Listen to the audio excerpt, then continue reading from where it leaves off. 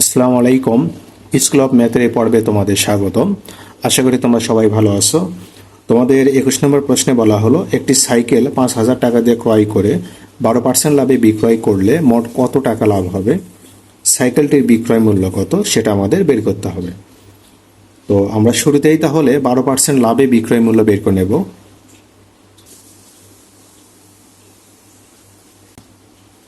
তাহলে 112 টাকা। ক্রয় মূল্য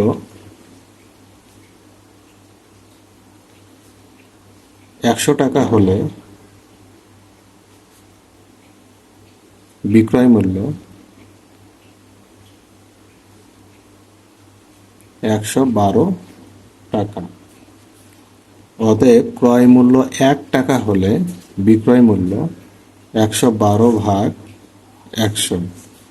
অতএব ক্রয় মূল্য আমাদের প্রশ্নে দেওয়া আছে কত? 5,000 টাকা। 5,000 টাকা হলে বিক্রয় মূল্য 112 গুণন 5,000 ভাগ হলো 100। 2 শূন্য কেটে দাও। তো এখানে তাহলে 112 গুণন 50। 112 গুণন 50, সেক্ষেত্রে আসবে 5,600 টাকা। তো আমরা এখানে বিক্রয় মূল্য পেলাম 5,600 টাকা, ক্রয় মূল্য হলো আমাদের 5,000 টাকা। তাহলে লাভ 5,600 বিয়োগ হলো 5,000, সেক্ষেত্রে 600 টাকা।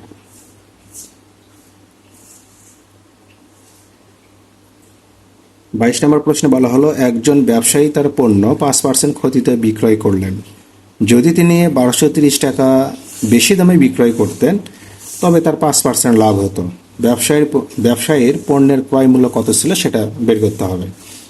তো আমরা 5% ক্ষতিতে বিক্রয় মূল্য বের করে নেব, তারপর 5% লাভে বিক্রয় মূল্য বের করে নেব, বেশি বিক্রয় মূল্য এখান থেকে আমরা বের করে নেব, তারপর হিসাবটা আমরা এভাবে করলে আমরা ক্রয় মূল্য পেয়ে যাব।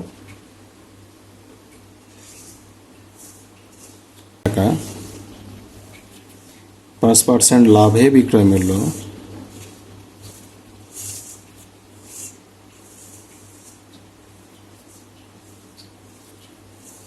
105 টাকা। তাহলে এখান থেকে আমরা লিখতে পারি বেশি বিক্রয় মূল্য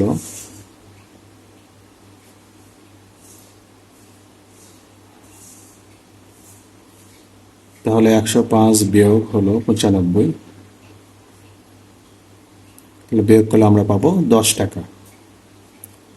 বেশি বিক্রয় মূল্য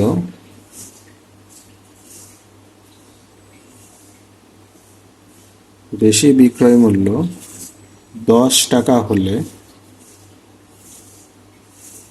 আমাদের প্রশ্নে বলল ক্রয় মূল্য কত।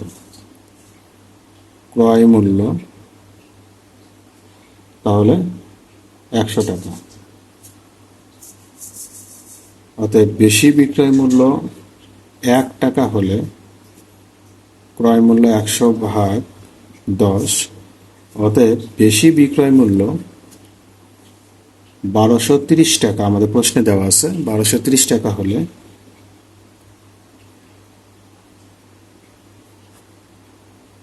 10 কেটে দাও, তাহলে হলো 12 3 2টা 0 এত টাকা, অর্থাৎ 12,300 টাকা। 23 নম্বর প্রশ্নে বলা হলো উৎপন্নকারী, পাইকারি বিক্রেতা এবং খুচরা বিক্রেতা সকলে 5% লাভে একটি পণ্য বিক্রয় করেন।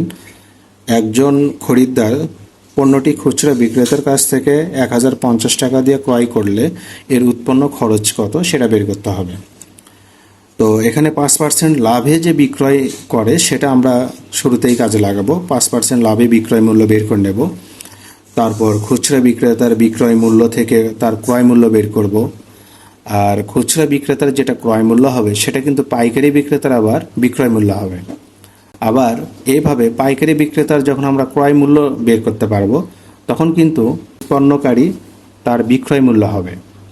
তো এইভাবে আমরা ধাপে ধাপে এটা আমরা উৎপন্ন খরচটা বের করে নিতে পারবো। তো খুচরা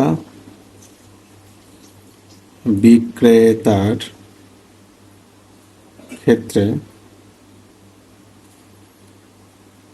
5% লাভে বিক্রয় মূল্য, তাহলে 100 যোগ 5 সমান হলো 105 টাকা।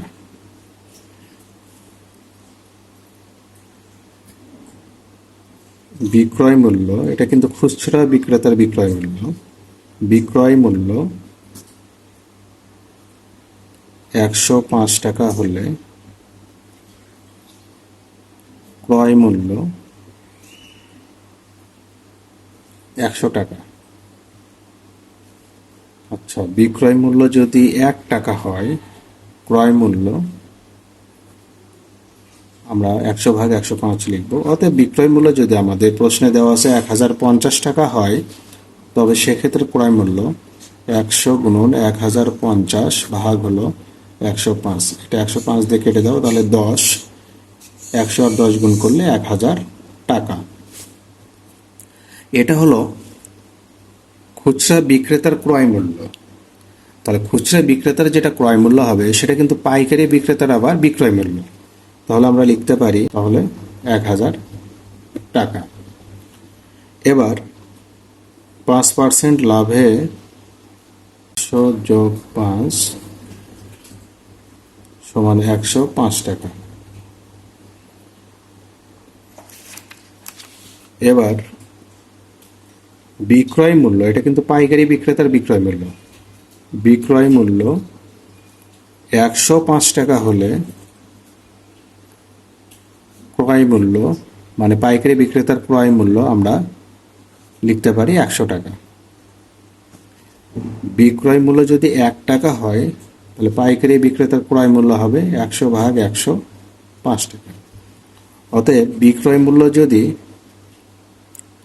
1000 টাকা হয়, সেক্ষেত্রে পাইকারি বিক্রেতার ক্রয় মূল্য আমরা পাবো 100 গুণন 1000 ভাগ হলো 105।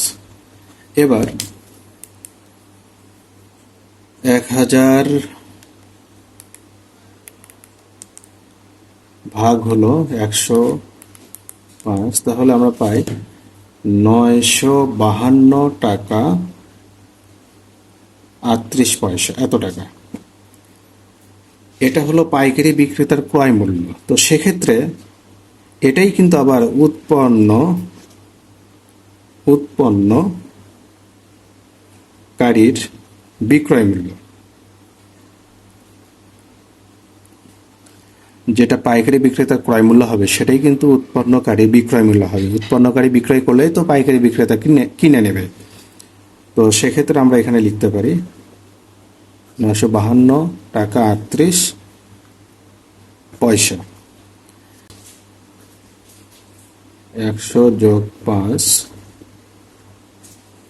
তাহলে 105 টাকা। এটা হলো উৎপন্নকারী 5% লাভে বিক্রয় মূল্য। এবার আমরা লিখব বিক্রয় মূল্য। বিক্রয় মূল্য মানে এটা উৎপন্নকারী কিন্তু বিক্রয় মূল্য 105 টাকা হলে উৎপন্নকারীর কিন্তু ক্রয় মূল্য হবে না, তার কি হবে? উৎপন্ন খরচ হবে। তাহলে বিক্রয় মূল্য 105 টাকা হলে উৎপন্ন খরচ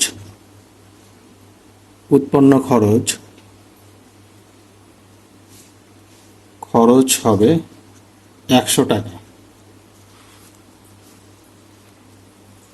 অতএব বিক্রয় মূল্য যদি 1 টাকা হয়, তাহলে উৎপন্ন খরচ হবে 100 ভাগ হলো 105 টাকা।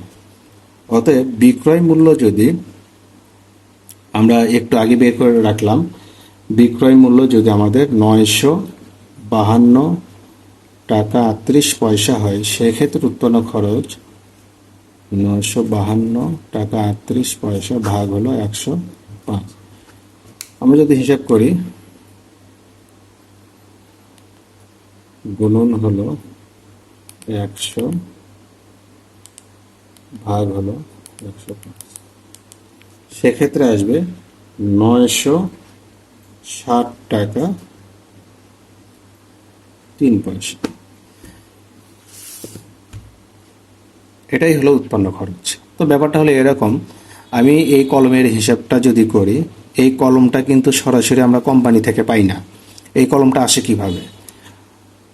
কোম্পানি থেকে, অর্থাৎ উৎপন্নকারী থেকে নেবে ডিলার, ডিলার থেকে নেবে পাইকারি বিক্রেতা, পাইকারি বিক্রেতা থেকে নেবে খুচরা বিক্রেতা, খুচরা বিক্রেতার থেকে কিন্তু আমরা এই কলমগুলো কিনে নেব। এই যে ধাপে ধাপে যে এগুলো আমরা বিক্রয় মূল্য পাই, সর্বশেষ কিন্তু আমরা কি করি, খুচরা ক্রেতা হিসাবে কিন্তু আমরা খুচরা বিক্রেতা থেকে আমরা কিনে নেই। তাহলে খুচরা ক্রেতার যেটা ক্রয় মূল্য সেটা হলো খুচরা বিক্রেতার বিক্রয় মূল্য, আবার খুচরা বিক্রেতা যেটা কিনে নেবে সেটা পাইকারি বিক্রেতার আবার কি বিক্রয় মূল্য। পাইকারি বিক্রেতা আবার যেটা কিনে নেবে সেটা হলো কোম্পানি বা ডিলার থেকে যদি নেয়, ডিলারের সেটা হবে বিক্রয় মূল্য। ডিলার আবার যেটা কিনে নেবে সেটা কিন্তু কোম্পানির হবে বা উৎপন্নকারীর হবে বিক্রয় মূল্য। তো এইভাবেই কিন্তু আমরা উৎপন্ন খরচটাও বের করে নিতে পারি। আশা করি তোমরা বুঝতে পারলে।